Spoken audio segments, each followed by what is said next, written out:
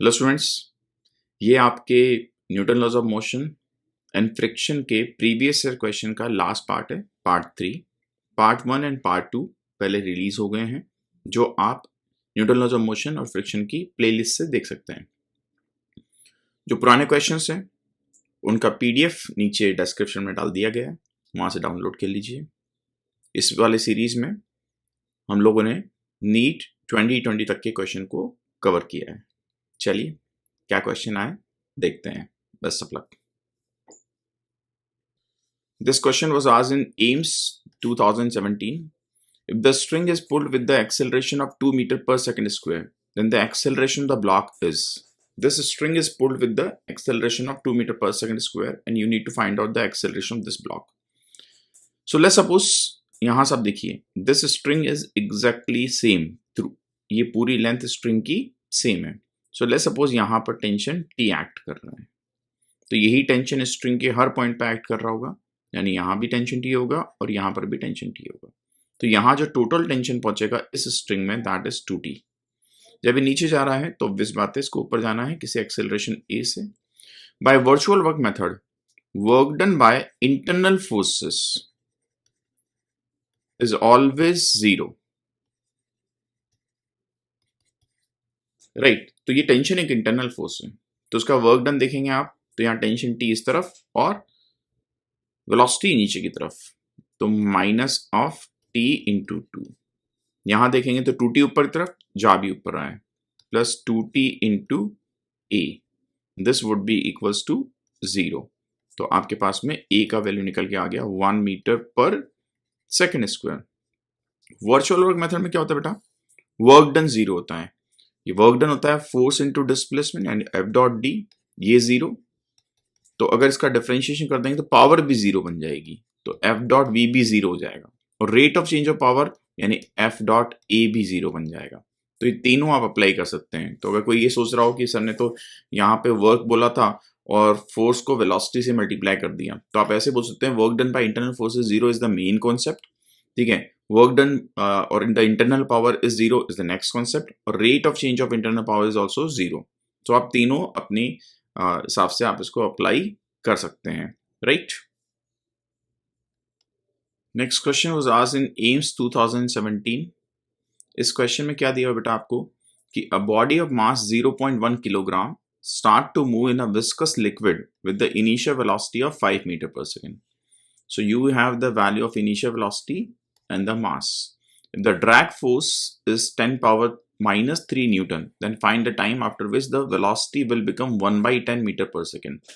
So you have the final velocity as 0.1 meter per second.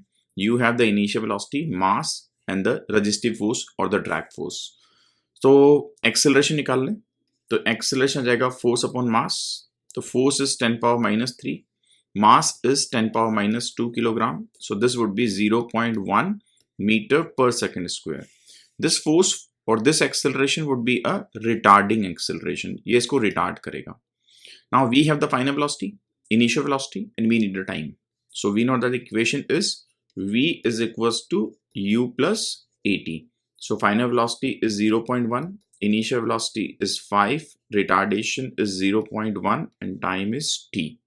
तो आपके पास में निकल के आ जाएगा यहाँ से कितना, 4.9 is equals to 0.1 into t. So t would be equals to 49 second. So your answer of this question would be the first. Next question was asked in NEET UG 2018. इस क्वेश्चन क्या दिया हुआ है, which of the following statement is incorrect. Rolling friction is smaller than the sliding friction, सही बात है। Limiting value of static friction is directly proportional to the normal reaction, ये भी सही बात है। Friction force opposes the relative motion, exactly true. Coefficient of sliding friction has dimension of length, no. कोई भी कोएफिशिएंट होता है friction coefficient that is dimensionless, ठीक है। सो यहां पर ये झूठ बोल रहा है, that's why this statement is incorrect statement. Next question was asked in NEET UG 2018. According to this question, a block of mass m is placed on the inclined plane ABC of inclination theta as shown in the figure. The wedge is given an acceleration a towards right.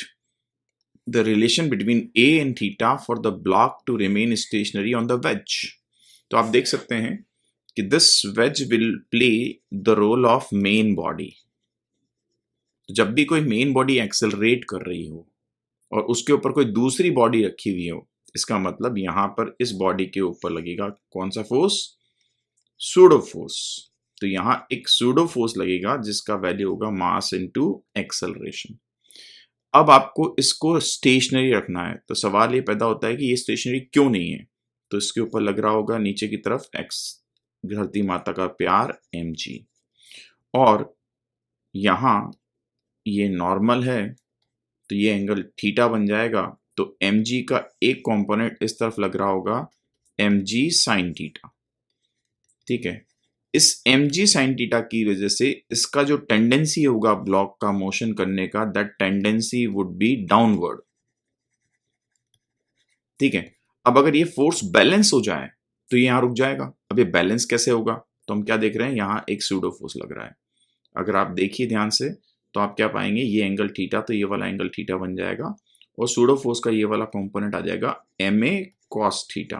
अब अगर इसको balance रहना है तो इसके लिए ma cos theta should balance और should be equals to the mg sin theta. तो यहां से एक्सेलरेशन का वैल्यू निकल के आ गया आपके पास में g tan थीटा. क्लियर भाई? और यही आपका आंसर हो जाएगा. Next question was asked in AIMS 2018. According to this question, a mass 100 kilogram is moved with uniform velocity under the influence of the force F. Then the force acting on the beam due to the string connected to the ceiling.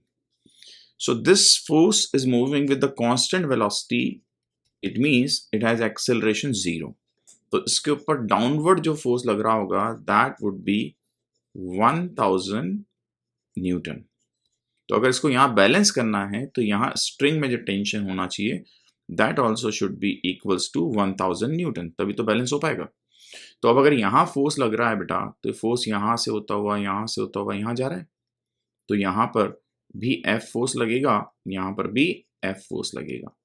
अब ये ऊपर लगने वाले forces को ये वाला tension force balance करेगा, यानी 2F का वैल्यू आ जाएगा 1000 Newton.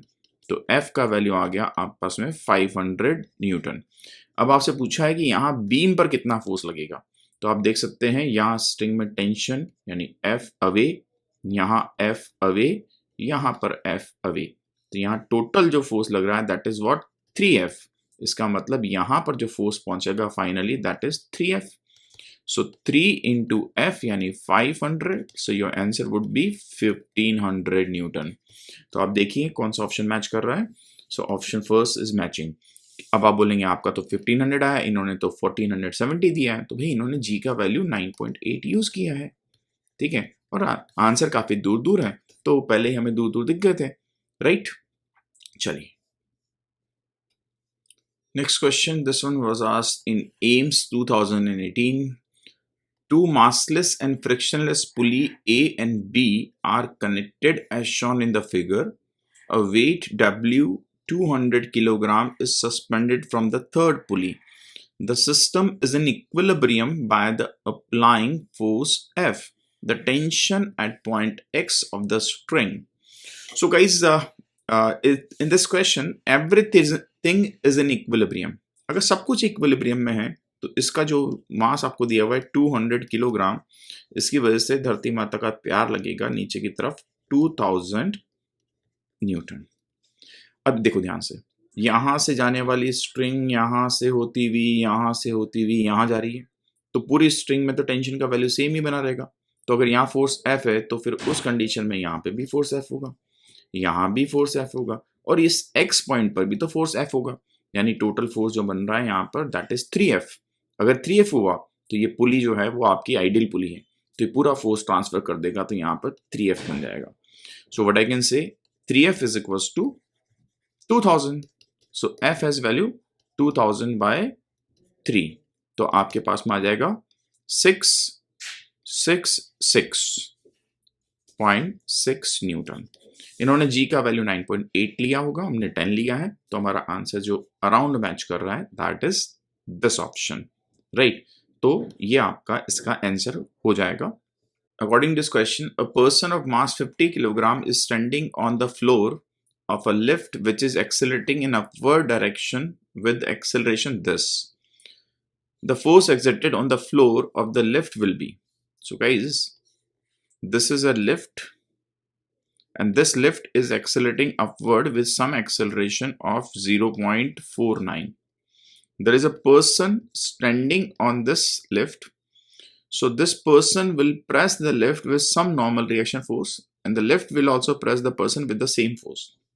So if you draw the FBD of this person, then the force acting on the person are 50 into G plus, since main body is accelerating and the second body is inside it, या फिर हमारा observer इसके अंदर है, तो यहां इसके ऊपर एक सूडो फोर्स भी लगेगा जिसका वैल्यू होगा 50 इंटू ए और ये नॉर्मल रिएक्शन के इक्वल बन जाएगा।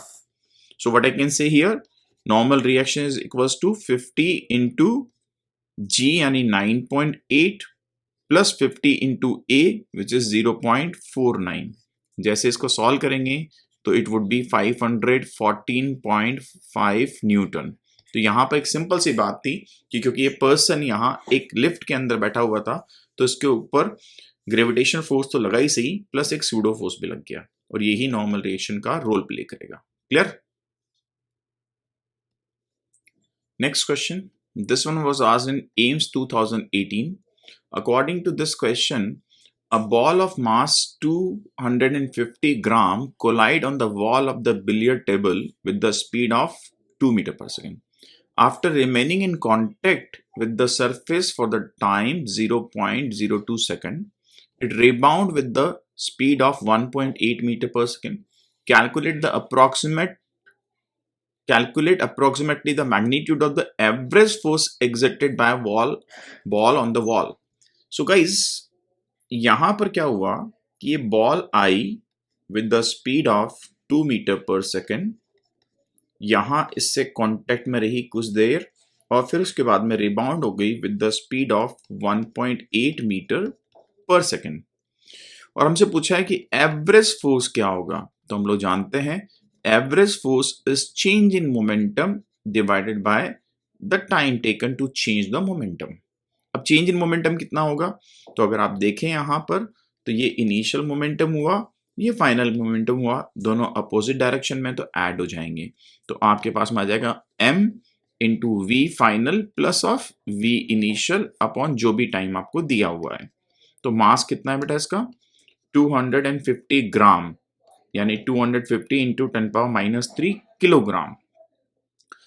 V final minus V initial sorry plus V initial यानी 1.8 प्लस 2 यानी ये हो गया 3.8, ये तो हो गया momentum divide by time of contact is 0.02। जैसे ही आप इसको सॉल्व करेंगे तो अप्रॉक्स वैल्यू पूछा है तो अप्रॉक्स आ जाएगा 48 Newton and this would be your answer. Clear? Next question, this was asked in AIMS 2018. According to this question, in the given diagram, the tension in the string C. Here you need to find out the value of the tension. So let's suppose यहाँ tension है T1, यहाँ tension है T2. As you can see, this angle is 90 degree, this one is 90 degree. So this also would be 45 degree. तो इस tension T2 का ये वाला component बन जाएगा T2 cos 45 degree. If this angle is 45 तो ये वाला एंगल 45 बनेगा, यानी ये वाला कंपोनेंट बन जाएगा आपस में T1 cos 45 डिग्री। अब इस डायरेक्शन में कोई मोशन नहीं है, इसका मतलब दोनों एक दूसरे को कैंसिल आउट हो जानी चाहिए। अगर दोनों एक दूसरे को कैंसिल आउट करेंगे इसका मतलब T1 is equals to T2, यानी दोनों टेंशन सेम है, T मान लेते हैं, यानी C स्ट्रिंग में भी टेंशन T और B स्ट्रिंग में भी टेंशन T। तो अब इस टेंशन का आप कंपोनेंट बनाएं तो इस वाली टेंशन का कंपोनेंट बनेगा T sin 45 डिग्री, इस वाली टेंशन का भी सेम कंपोनेंट बनेगा तो 2T हो जाएगा। तो ऊपर की तरफ लगने वाला टेंशन कितना हो गया बेटा 2T sin 45 डिग्री। अब यहां देखो बेटा यहां लगेगा gravitational force that is 200, right, Newton. तो डाउनवर्ड लग रहा है 200 and this has value 2t into 1/√2, so √2t। सो यहां मोशन नहीं हो रहा है इस डायरेक्शन में, सो √2t शुड बैलेंस दी 200। जैसे इसको सॉल्व करेंगे तो t का अप्रॉक्स वैल्यू निकल के आ जाएगा 141 न्यूटन, और यही आपका आंसर होगा। Clear? Next question was asked in NEET UG 2019. According to this question, there is a block of mass 10 kilogram is in contact with the inner wall of the hollow cylinder of radius 1 meter. The coefficient of the friction between the block and the inner wall is 0.1. The minimum angular velocity needed for the cylinder to keep the block stationary when the cylinder is vertical and rotating about its axis will be. G की value को ये लेना है। तो सबसे पहले तो question समझिए, यहां पर एक सिलेंड्रिकल सरफेस दी हुई है आपको। So this is a cylindrical surface, और ये जो सिलेंडर है बेटा, this is rotating with some angular velocity about its axis.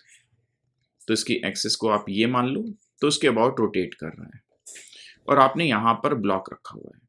जब यहां ब्लॉक रखोगे तो उस ब्लॉक के ऊपर धरती माता का प्यार लगेगा mg।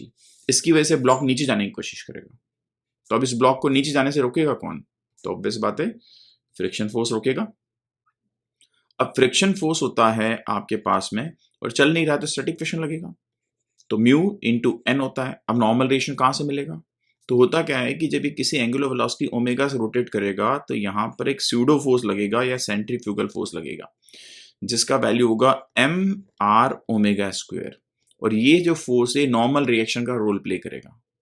तो अगर आप यहाँ ओमेगा की वैल्यू को मिनिमम रखें तो ये वाला force, normal reaction force, minimum इस टाइप से डेवलप हो जाएगा कि इसको बैलेंस कर ले, यानी कि mu into N should be equals to the m g. अब म्यू का वैल्यू तो दिया हुआ है 0.1, एम का वैल्यू दिया हुआ है 10 या फिर 10, और r का वैल्यू दिया है 1 into omega square is equals to m, यानी कि 10 इंटू जी। ये आपके पास में आ गया है। तो अब आप क्या देख रहे हैं, ये दोनों तो कैंसिल आउट हो गए। तो ओमेगा का जो मिनिमम वैल्यू बनेगा that is under root of 10g यानी 100। So omega minimum would be 10 radian per second. तो अगर आप इस क्वेश्चन को देखिए बेटा, तो इस क्वेश्चन में सिंपल सी सीन है कि एक सिलेंडर रोटेट कर रहा है। जब सिलेंडर रोटेट करेगा तो there would be a centrifugal force और द स्यूडो फोर्स, जो कि नॉर्मल रिएक्शन का रोल प्ले करेगा। उस नॉर्मल रिएक्शन की वजह से यहां पर फ्रिक्शन फोर्स डेवलप होगा। सो हमने सिंपल काम किया है कि फ्रिक्शन फोर्स को इसके इक्वेट कर दिया है, और यही आपका आंसर बन जाएगा। Clear? Next question, this was asked in NEET UG 2020, इसी साल का क्वेश्चन है। इसमें क्या बोला हुआ है कि two body of mass 4 kilogram and 6 kilogram are tied to the end of the massless string. The string passes over a pulley which is frictionless. The acceleration of the system in term of the acceleration due to gravity.